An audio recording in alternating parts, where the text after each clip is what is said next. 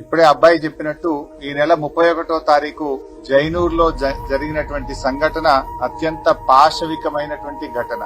చాలా దారుణంగా ఆమె పైన అత్యాచార యత్నం చేసి రాయితో ముఖం మీద దాడి చేయడం జరిగిందనేటువంటి విషయాన్ని వారి కుమారుడు చెప్తా ఉన్నారు. నిజంగా ఈ రాష్ట్రంలో అత్యాచారాలు అనేటువంటివి నిత్య కృత్యం అయిపోయినాయి. మనం చూస్తూనే ఉన్నాం.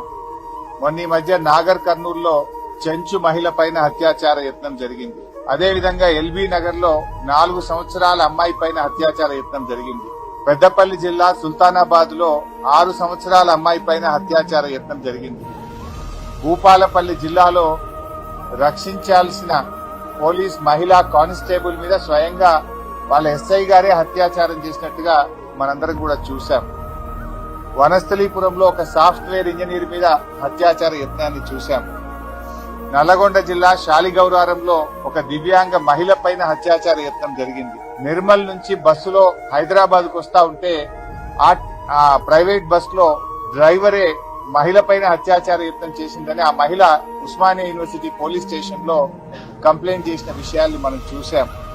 అంటే ఇలా ఈ ప్రభుత్వం వచ్చిన తర్వాత అసలు లా అండ్ ఆర్డర్ అంతా కూడా కుప్పైపోయింది. 9 నెలల కాంగ్రెస్ ప్రభుత్వ హయాంలో రాష్ట్రంలో 1900 అత్యాచారం కేసులు నమోదైనాయి. 1900 అత్యాచార కేసులు నమోదైనాయి. సబితక్క గారు అసెంబ్లీలో మాట్లాడుతూ ప్రతిరోజు అత్యాచారాలు జరుగుతున్నాయి, మహిళలకు భద్రత కరువైపోయింది, ఈ ప్రభుత్వం ఫెయిల్ అయిపోయిందని సబితా ఇంద్రారెడ్డి గారు శాసనసభలో మాట్లాడితే మరుసటి రోజే హైదరాబాద్ లో 4 అత్యాచారాలు జరిగినాయి. అసెంబ్లీలో మాట్లాడిన తెల్లారే 4 అత్యాచారాలు జరిగినాయి. అంటే ఈ ప్రభుత్వం మొద్దు నిద్రపోతా ఉంది.